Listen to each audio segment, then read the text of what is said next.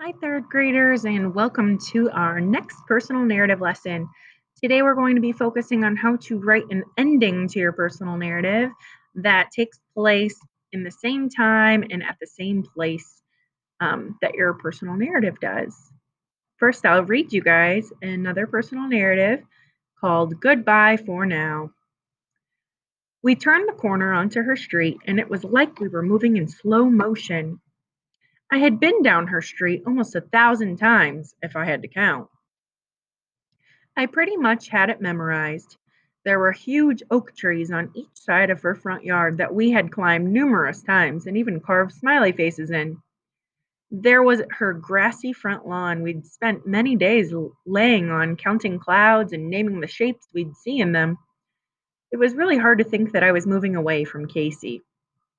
Casey and I met in second grade. We quickly realized that we loved almost all the same things, from jumping rope to rollerblading and baking. We became best friends. Last month, my dad was told he had to relocate for work, and my parents told me we were moving. This was heartbreaking for me. We pulled into Casey's driveway, and I took a deep breath. I grabbed the beaded bracelet that I had worked all night making for her. I put my hand on the handle of the door and felt my heart sink. It was time to say goodbye to my very best friend. You can do this, sweetheart. Casey's mom and I already said that we are going to make sure we get you girls together once we get settled. Just remember, this isn't goodbye. This is goodbye for now, my mom reassured me. Casey came running out of her house and down the driveway.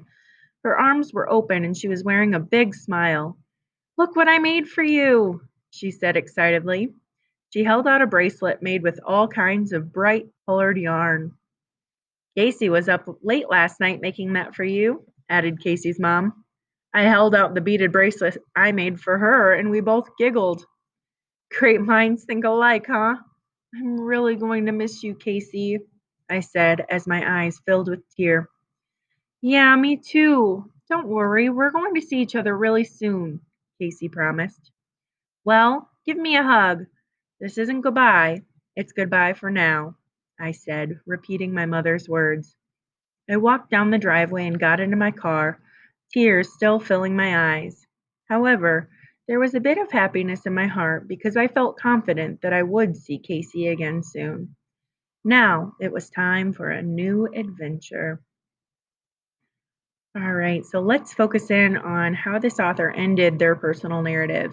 It took place when and where the personal narrative was. So it was in the driveway, in the car. She talked about the emotions that she was feeling at that time and what was going to happen next. So today, you guys are going to fill out an ending in the moment anchor chart with when does your story take place and where does your story take place. Make sure that you end your story in that time and place in an interesting way. So in your personal narrative journals on slide 14, you'll type when and where your story takes place. And then I want you guys to go down to your personal narrative and focus in on your ending.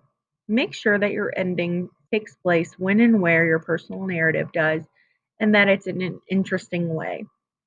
Be sure to share your work with your homeroom teacher when you're done, and I can't wait to read those endings.